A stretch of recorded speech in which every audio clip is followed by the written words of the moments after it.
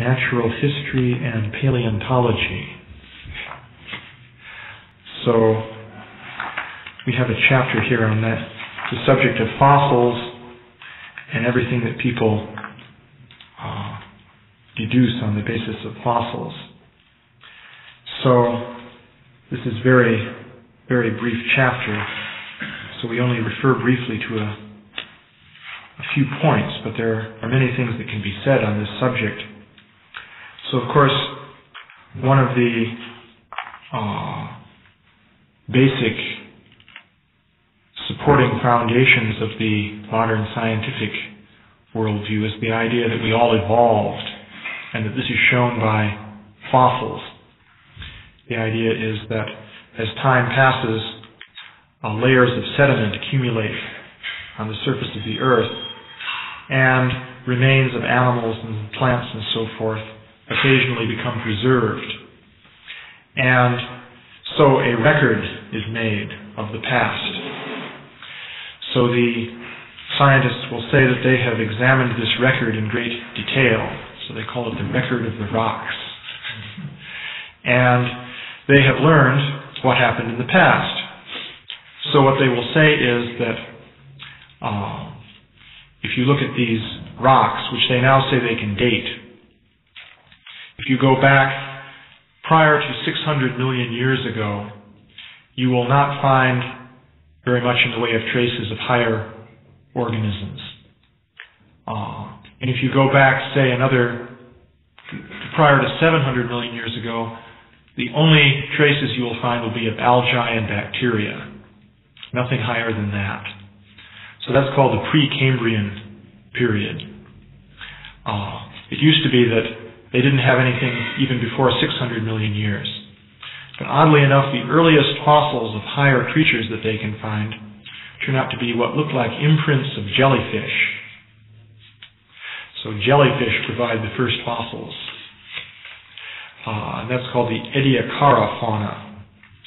So anyway, they will say, according to their calculations, that the Earth was formed about 4.5 billion years ago. This is on the basis of studies of meteorites, oddly enough. It's not based on studying the Earth, but they have some theory connected with meteorites, and they make radiometric measurements of the meteorites and come up with this. And they will say that the first sedimentary rock is maybe 3.5 billion years old. Before that, maybe the Earth was molten or something like that. And then maybe about 3 billion years ago or so, they say they find traces of single-celled organisms. They actually claim to have fossils of one-celled organisms. We look at the rock under a microscope, and you see this thing that looks like a cell. And they say, well, sure enough, it must be a fossil of a cell. So, but from that period up to about 600 million years ago, there's very little. Then they will say there's something called the Cambrian explosion.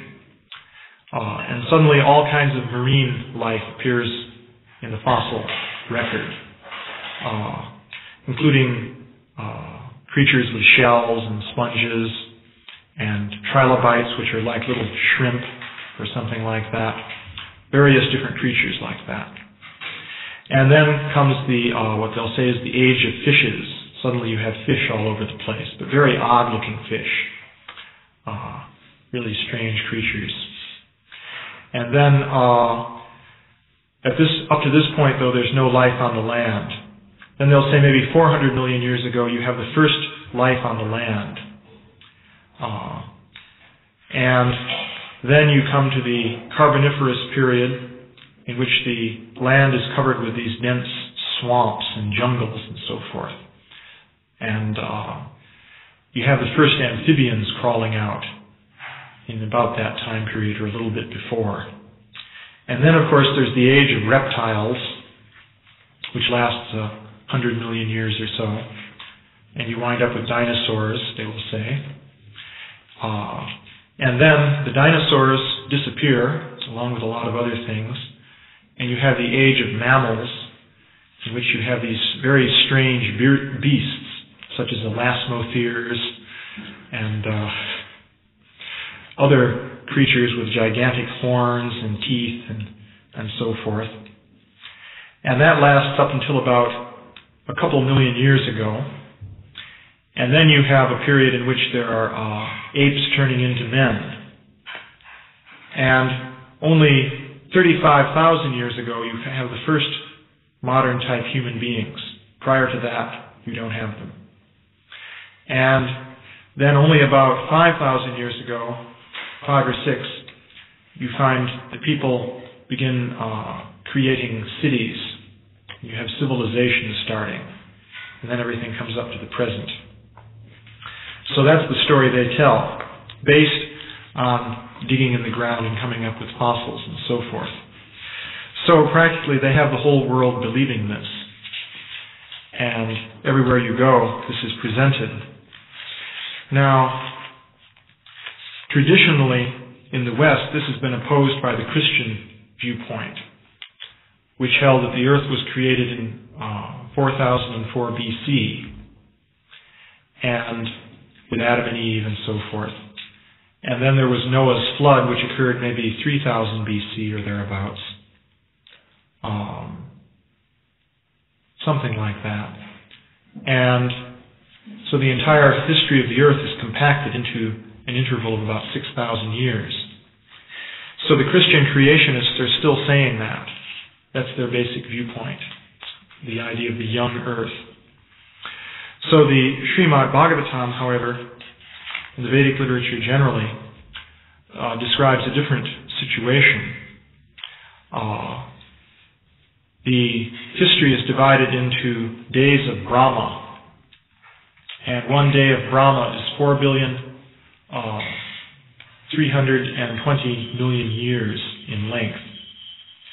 So each of these days of Brahma is actually a creation period. That is, at the beginning of the day of Brahma, that's the dawn of a particular creation. So the creation takes place and lasts during that day of 4,320 million years, and then there's an annihilation, total annihilation at the end of that. That annihilation extends up as far as Janaloka and Tapaloka. So it even destroys the planets of Indra and the various demigods. What to speak of the earth. Now the earth planet remains, the actual substance remains, but it's inundated by water during the period of Brahma's night, which is another 4,320 million years. Then again there's a dawn of a new day of Brahma, and the cycle repeats itself. So for our purposes, the entire history of the earth must be encompassed within this day of Brahma, because there's a total annihilation at the end of that day. So many days of Brahma have passed, but right now we are practically at noon in this particular day of Brahma. Actually, Brahma is 50 years old, and his year consists of 360 of his days and nights, and that measures the time span of the universe thus far. So right now, we are halfway through one day of Brahma, and if you calculate the time as given in Vedic literatures, you'll find that about 1.97 billion years have elapsed since the beginning of this day of Brahma. So the creation then of the present world order occurred 1.97 billion years ago. So during this period, there are different cyclic subdivisions of time. And the largest of these within a day of Brahma is a Manvantar period, which lasts 306 million years roughly. So that is the period in which one Manu is reigning. So there are 14 Manvantars in one day of Brahma, and each one lasts 71 Yuga cycles. An even shorter cyclic period is the Yuga cycle, which is 4,320,000 years. So 71 of those makes a Manvantar, and 14 Manvantars makes a day of Brahma. But if you multiply it out, you'll see that you come short. So what happens is that between Manvantars there are intermediate periods called Sandhyas. And these are typically periods of annihilation. So typically, between the Manvantar periods, there are partial devastations within the universe, and there have to be recreations at the beginning of these Manvantar periods. So right now, we're in the 7th Manvantar period. In fact, we're in the Kali Yuga of the 28th Yuga cycle of that Manvantar period. And this Manvantar period that we're in, of Vaivasvata Manu, began about 120 million years ago. So that gives an idea of the time scale. And also, since we're in Kali Yuga of this Yuga cycle, Kali Yuga lasts 432,000 years. It's a tenth of the 4,320,000 year Yuga cycle. Dwapara Yuga lasted twice as long, so that's about 8,000. And the previous Treta Yuga lasted 3 times as long, so that would be about 1,200,000 roughly. And then the previous Sakya Yuga lasted 4 times the Kali Yuga. So that's the way the time periods are arranged. So the Bhagavatam gives us considerable information on what happened during this span of time. And we can compare that with what the scientists are saying. Of course, one point immediately is that we agree with the scientists in saying that there are very long spans of time in the history of the Earth. But we disagree concerning what was happening. So, the initial creation in the dawn of Brahma's day, of course, doesn't even take place on the Earth. This, of course, is an important point. Initially, it takes place in the heavenly planets on the level of the demigods. For example, it is described that Brahma was creating various different kinds of demigods and other living beings. And then, after some period of time, he created Swayambhuva Manu and his wife. So, Swayambhuva Manu, later on, asked Lord Brahma to raise the earth planet from the waters of devastation. So during this entire period, the earth was completely submerged in water. So, Lord Brahma, in fact, didn't even do that himself. The first incarnation of Varahadev raised the earth planet. There are actually 2 Varaha incarnations. One involved with Hiranyaksha and the other involved in raising the earth during the Swayambhuva Manu period. The earth then was raised from the water and things could begin to take place on the earth. Now, at a very early stage, things were happening on the earth. For example, where it's described that Kardama Muni was meditating by Lake Bindu Sarovara. Now, that's actually somewhere in the vicinity of in India. What we now know of as India. But that was about 2 billion years ago. And all kinds of plants and animals are described there. Different kinds of birds and deer and trees and so on and so forth. And at that time, interestingly enough, Swayambhuva Manu was reigning on the earth. And at a place called Brahmavarta, which is somewhere between the Ganges and the Jamuna, apparently. So, not that the Ganges was there, because as a matter of fact, the Ganges came later when, what was his name, Maharaj Bhagirath summoned the Ganges to come down to the earth. And there's a whole story involved with that. So, a long time ago, about 2 billion years ago, Swayambhuva Manu was reigning on the earth. Now, this in itself suggests that there was a different order of things than we find today. For example, right now, Vaivasvata Manu is the reigning Manu, but you don't see him here on the earth. I haven't seen any reference in the Bhagavatam indicating that he ever had a place here, say in India or someplace like that. So, at different times, the situation on the earth has been quite different. You can see in the Bhagavatam that even within one family of the descended from the Prajapatis, there will be different circumstances. For example, Maharaj Utanapada reigned also on the earth planet, and his son was Dhruva Maharaj. But his brother was Maharaj Priyavrata, who succeeded him in a position of king. However, this Maharaj Priyavrata did not exactly live on the earth. Śrīla Prabhupāda said we can't really understand where in the universe Maharaj Priyavrata was situated. He lived for 11 arbudas of years. And what is that? I forget what an arbuda is. It's an incredibly huge number. Hundreds of millions or something like that. So this Maharaj Priyavrata reigned as a king for something like over 1 billion years. And since it's been 2 billion years since the dawn of this day of Brahma, that means a good part of it was occupied by the reign of Maharaj Priyavrata. And to give an idea of what he was like, at one point he decided to create a second sun to illuminate the earth during the period of darkness. He decided, well, why should we have it being dark at night? This is very bothersome. I mean, we lose half the day this way.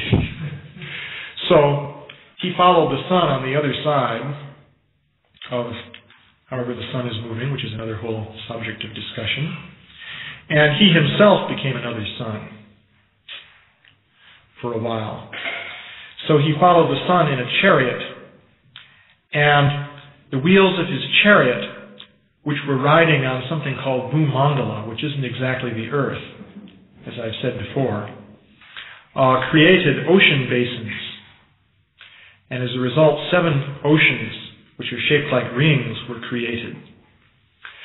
So this was Maharaj Priyavrata. So you can't exactly think of him as a human being walking around on the earth. He was in an entirely different situation. So, in the Bhagavatam, there is not much information concerning what happened between the Swayambhuva Manu period at the beginning of this day of Brahma and the Chakshusha Manu period, which is the 6th Manvantar. And that occurred just before this present Manvantar. So, in the beginning of the Chakshusha Manvantar period, one reads of a rather strange circumstance, namely that the entire earth became covered with trees and human civilization disappeared. This point is made. Actually, this occurred during the time when the Prachetas, who were the sons of Maharaj Prachini Barhisat, were meditating underneath the ocean. Sometimes great yogis would do that because they could stop their breathing totally due to yoga practice. So it didn't matter if they were underwater. So apparently it's more peaceful down there. So yogis would meditate under the ocean. So these Prachetas had been meditating there for thousands of years. And when they came out, they found that there was no human civilization anymore. Apparently there were no people. Judging from the description, there were just trees. And among the trees there was one daughter of an errant Apsara, who in the typical Apsara fashion had just abandoned her daughter to go off to the heavenly planets. It seems that these Apsaras are a bit irresponsible. So anyway, they're the heavenly society ladies. The prostitutes for the demigods, actually. That's what they are. So this daughter of this demigoddess was being raised, it is said, by the demigod of the trees. So that's what was going on the earth. So various things happened, and the Prachetas started burning this forest, and then the moon god and Brahma came down and asked them to stop, and bestowed upon them this daughter of the trees, as she was called, because the demigod of the trees was raising her just alone in the forest. And as a result of that union, Daksha was born for a second time. And it is said that Daksha recreated the necessary living beings in the Chakshusha Manu period. So the destruction of living beings is not described in the Bhagavatam for this period. But apparently some destruction took place because there was need for a recreation. So that took place in the Manu just before this one. So likewise, at the end of that Manu period, the entire earth was flooded. So then there had to be a recreation after that. So these periodic creations and annihilations occur. Now, as far as human society is concerned, there are occasional references to human society on the earth, and very often it's on the level of demigods. And I don't know what kind of fossils you could expect from that. That's one point to keep in mind. A society in which people are living for hundreds of thousands of years is bound to be a bit different from the kind of society we know of. So, the detailed description of human society on the earth, given in Bhagavatam, really commences with the Treta Yuga of this Yuga cycle. Now, it is said that Vaivasvata Manu is the son of the sun god, Vivasvan. That's why he's called Vaivasvata. So, he's the reigning Manu, and he has a son, King Ikshvaku, or had a son. But this King Ikshvaku lived in this Treta Yuga period. Even though Vaivasvata Manu became Manu 120 million years ago, nonetheless, Ikshvaku lived maybe 2 million years ago, or thereabouts. And he started what is called the Surya Vamsa, or the dynasty of the sun planet. So that has been coming down from Treta Yuga. And we were just reading in the Bhagavatam the lists of various kings and so forth in that succession. So all of that history takes place during Treta Yuga. And for example, the advent of Lord Ramachandra takes place during Treta Yuga. And it's interesting to consider what the world is like in the time of Lord Ramachandra. It's described, for example, that there were, first of all, there were very highly advanced civilizations at that time, which is about 2 million years ago. Ayodhya is described as a very beautiful city. However, it wasn't an industrial city of the kind we have now, since such places are not at all beautiful. Rather, they're polluted hellholes, actually. But Ayodhya wasn't like that. It was a very beautiful place. But there were also extensive areas of jungle. And also, there were non-human civilizations. For example, Lanka was a civilization with cities and all kinds of golden ornamentation and so forth. But the beings there weren't human at all. They were Rakshasas. And these are described in the Mahabharata. The description is rather amazing. They were described as sort of rather gigantic beings who had orange hair, apparently all over the body. They had in their mouths 8 fangs. 8 are described. And it's described that they had arrowy ears. At least that's the way the translation is written. I don't know what that means. Maybe it means the ears had points or something. And they liked to eat human beings. And also they were naturally equipped with mystic powers of different kinds, so they could assume different forms and do all kinds of tricks. So, these interesting entities had a kingdom in Lanka. So, also, there were races of sort of intelligent ape-like beings, interestingly enough. And it's described that Lord Ramachandra took assistance from some of these beings. These were called Vanaras. And they were essentially apes, except that they were intelligent. They had civilization of a sort. However, for example, they had politics, language. They had a king, for example. But when they fought, they would use big clubs just ripped off of trees, and they would throw slabs of stone and things like that. So they used rather rough and ready fighting techniques. And of course, they were physically very powerful. So this is the way the world is described about 2 million years ago. So the scientists have their description. They will say that we're evolving from apes.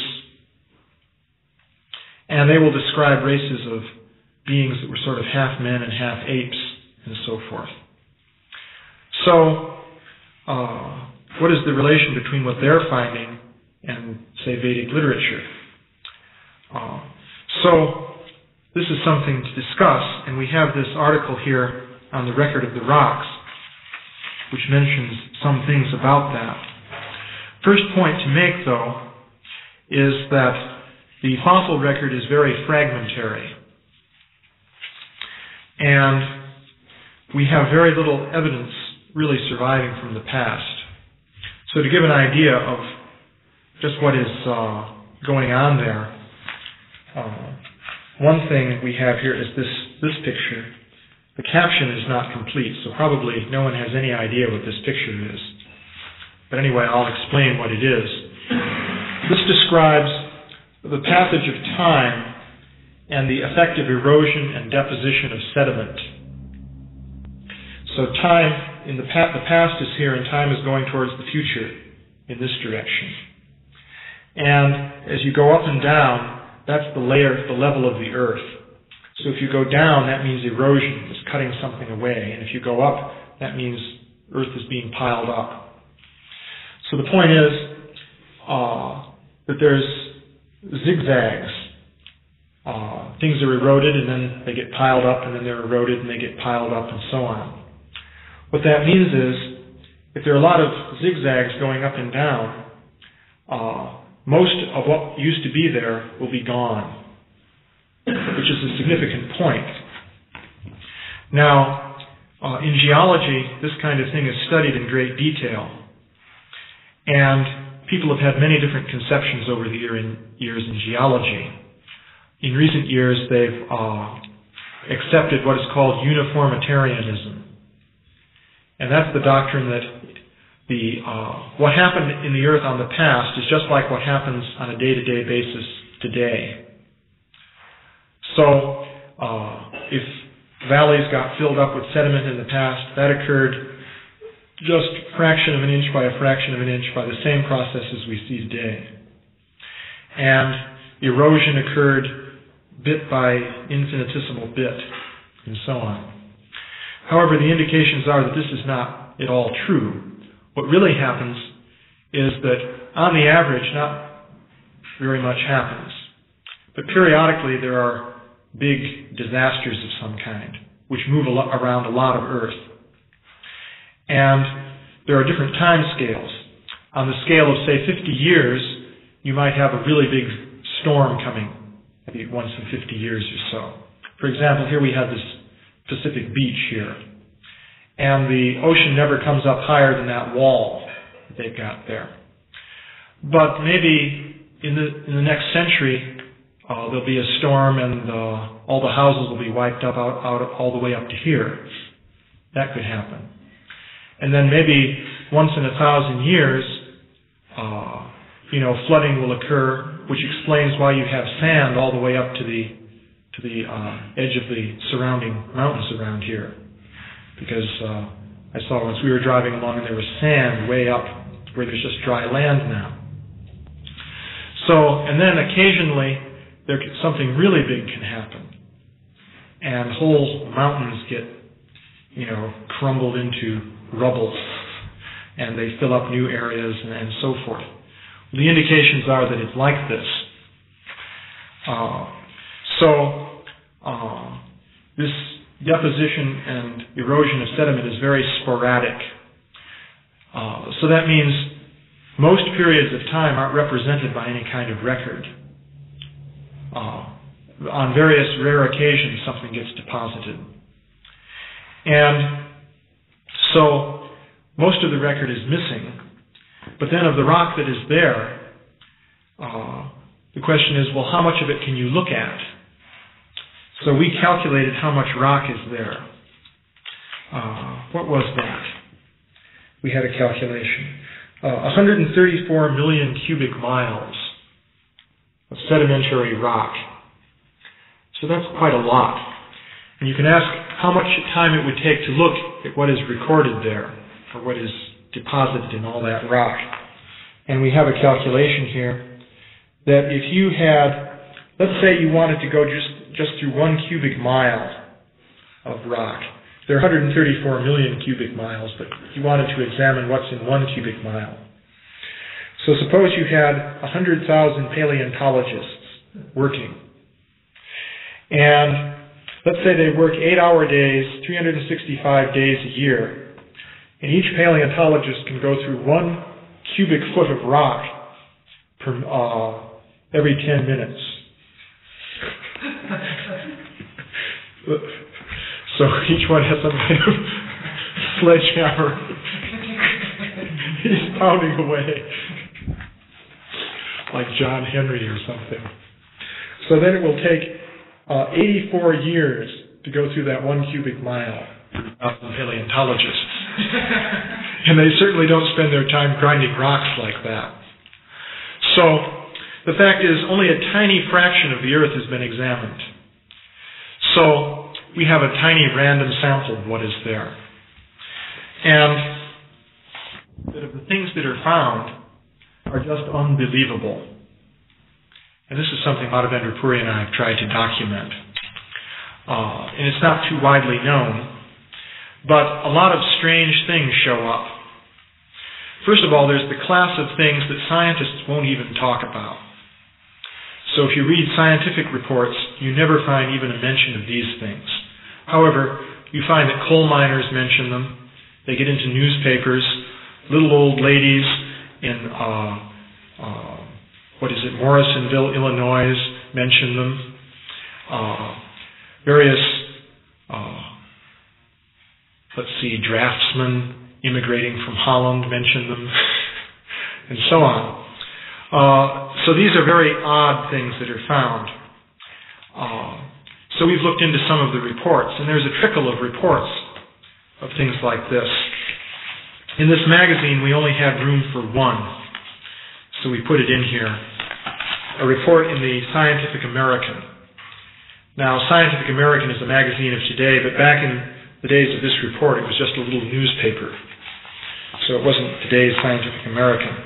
But this is a report that in Dorchester, Massachusetts, they were doing blasting to build the foundations of a meeting house there. And while blasting through something called pudding stone, this metallic vessel came out. It's described that the blast threw out an immense mass of rock, some of the pieces weighing several tons, and scattered small fragments in all directions. Among them was picked up a metallic vessel in 2 parts, rent asunder by the explosion. On putting the 2 parts together, it formed a bell-shaped vessel, 4.5 inches high, 6.5 inches at the base, 2.5 inches at the top, and about 1/8 of an inch in thickness. The body of this vessel resembles zinc in color, or a composition metal in which there is a considerable portion of silver. On the sides there are 6 figures of a flower or bouquet, beautifully inlaid with pure silver, and around the lower part of the vessel a vine or wreath, inlaid also with silver. The chasing, carving, and inlaying are exquisitely done by the art of some cunning workman. This curious and unknown vessel was blown out of the solid pudding stone 15 feet below the surface, etc. So there's this report. So actually this report first appeared in a Boston newspaper, and then it got reprinted in this.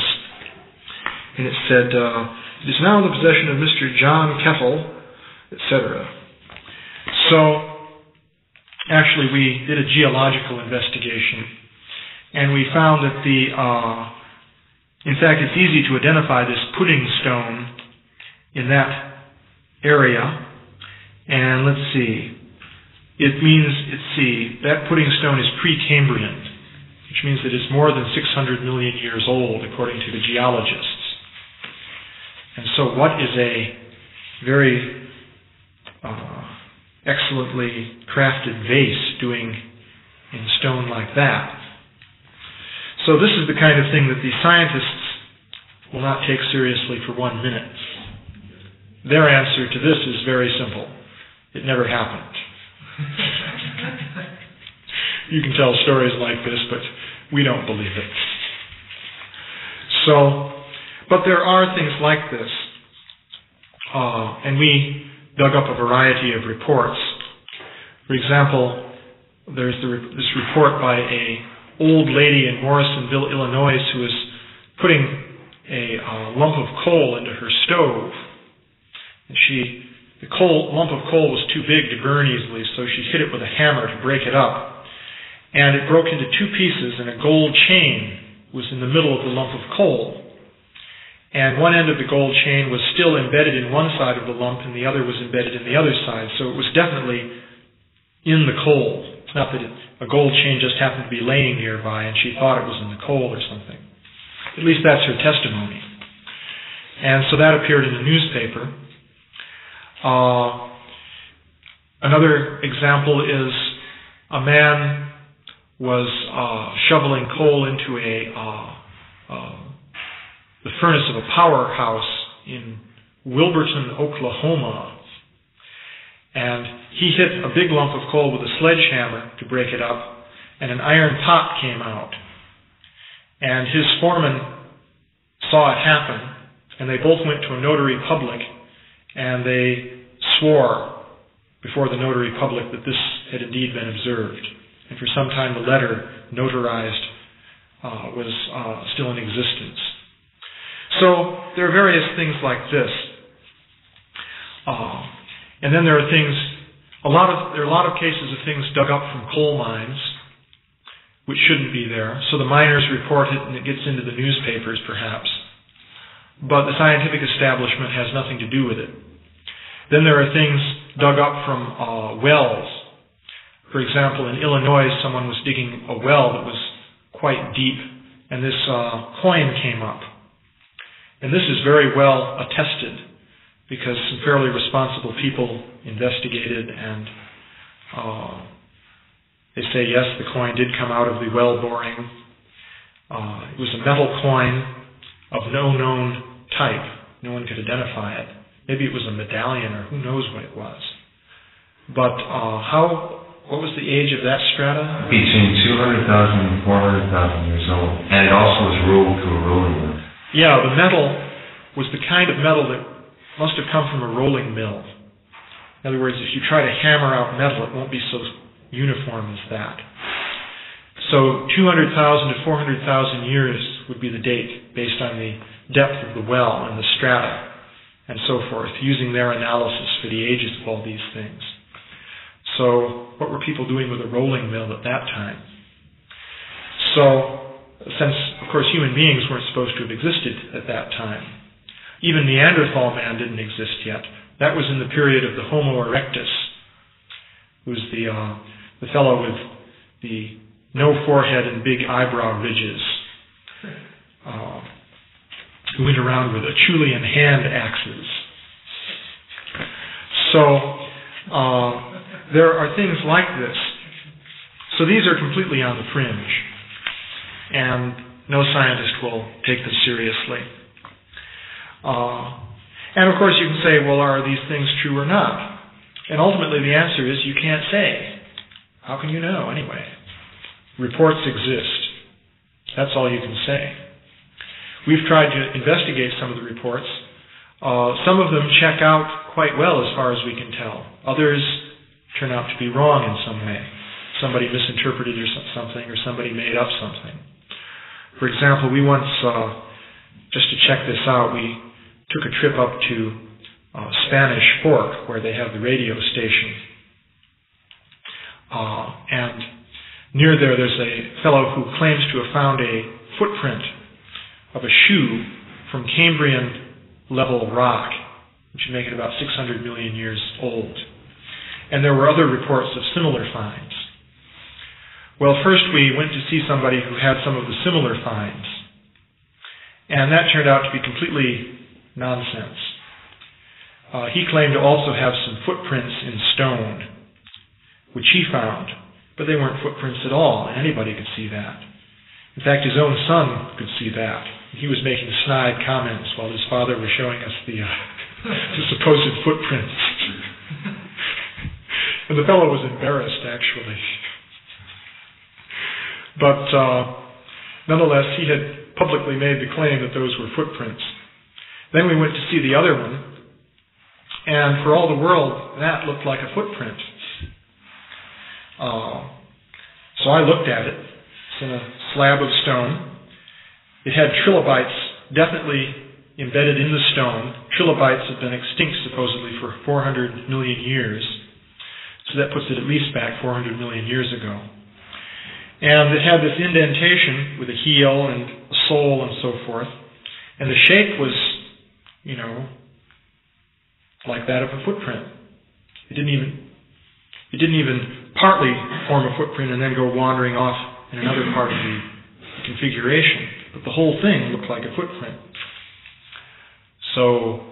But I couldn't prove that it was a footprint. Because, well, there it was. So what could I do? I could just look at it and say, looks like a footprint. So the scientists, that has been brought to the attention of some scientists there in Salt Lake City. And they immediately say, this is a piece of the pitiful creationist trash that surfaces periodically.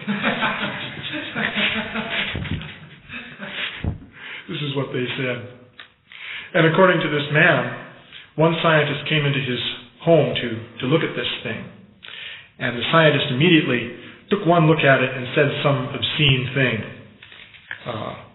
And behaved in a completely obnoxious fashion. Just went stomping out. And their explanation is that this footprint is what they call a spall, which means that the rock just split just by chance to form that shape. And maybe it did, but it sure looks like a footprint. So there are things like this. So these are the bizarre things. It's 6:07 already, so I'll talk about the next category of things another time. So any comments, questions, or... Yeah? I don't know, maybe you don't have to answer this in this class, maybe the next one. But I was just thinking about this the other day, that you told me that you only found maybe 50 or so different finds which they base this whole thing of human evolution on. Yeah, what's the total? There's more than 100 skulls, and then say a few thousand pieces of arm bones. In saying 100, you're counting Neanderthals? Let's see. If you discount Neanderthals, then probably at least 90, because that list of skulls out there has almost 100 Neanderthals. Mm-hmm. Yeah, about like that. Pretty scanty amount of information to base spectrum of civilization. Why don't they find thousands and thousands of different fossils and to say this is what populated the earth and this one? You see, one thing about fossils is that they're very rare things, especially human fossils. And so they're basing their entire story of human evolution on, say, 100 skulls and little bits of arm, bone, and hip bone, and so forth. So you can just imagine, if you had 100 skeletons of people, how much of history could you reconstruct from that? Let's say just 100 skeletons of people from the time of the Revolutionary War up to the present in America. From that, what could you tell about what was happening in America? That wouldn't be enough to tell you anything, basically. Imagine reconstructing the history that way. So you can see, but now they're talking about 100 skulls over a period of 1 million years. And then we'll talk next time about the circumstances of discovery of some of these things. That's another thing.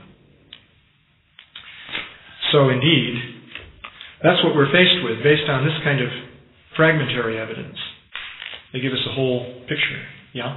I was wondering about Atlantis. Is that... Well, who knows about Atlantis? I don't know. Plato mentioned it, and Edgar Cayce mentioned it, and it's been highly popular along with Lemuria and other lost continents. There used to be old stories about lost continents. For example, Brazil is named after one of them. Maybe you wonder how the place got to be named Brazil. Well, in the Middle Ages, it was said that there was a land out in the middle of the Atlantic called Brazil. People believed in it for centuries. So then when they crossed over to South America, they just used that name. And also, we don't really know where places like Lanka were. It said Lanka is Ceylon, but not necessarily. But we don't really know. Yeah? Like what you said about the apes and the civilization that they had, did that, like someone had the stories of the planet of the apes, could that be from their memory or anything that they would write things like that and remember things like that? Well, you see, the whole idea of Planet of the Apes and so on is to bring up this idea of human evolution. See, people are thinking that man evolved from apes. So, ape consciousness is very prominent in modern society. But it is curious that the Vedic literature is saying that there were intelligent apes living in organized societies, say in the time of Lord Ramachandra. So does this mean evolution? No. We would say that that's just another one of the species of life. Probably it classes as a human species, because there are many different human species, 400,000 of them. And Śrīla Prabhupāda says there are uncivilized human species also. So such beings could have been existing. And we'll also discuss the possibility that there are beings like that even today. Because another thing is we think we know everything on the earth, but then it turns out that maybe we don't. Yeah? A lot of times, a lot of these people who write movies and science books and things, some of them I've read that have actually lived in different places. Like there's this one guy that wrote one of these Star Wars things. He lives on the island of Ceylon. Yeah. So a lot of people, some information that the karmis have, the stories they make up, actually maybe they have read the Vedic literature. A lot of things are taken from the Vedic literature. That's often used. But that's the subject of stories and so on. But the scientists are trying to build this idea of evolution. They're saying we descended from apes. But Vedic literature would say that intelligent apes existed, and maybe they're still living somewhere. But it's a completely different picture of things. And you see, based on the fragmentary information they have, they're tying everything together to produce one picture. That we evolved, and there's no God involved. There's nothing higher in control of it. It just happened. And we're the culmination of that. So therefore we're on top. Whereas you could take the same fragmentary evidence and maybe interpret it in a different way. Especially if you bring in all the fragments. Because as I was saying, there are some fragments that they don't even want to talk about. You know, if you mention to a scientist any of these really anomalous things, he'll just think you're nuts. And that's the end of the conversation. No question of accepting such things. So it's a question of how one deals with the fragmentary evidence.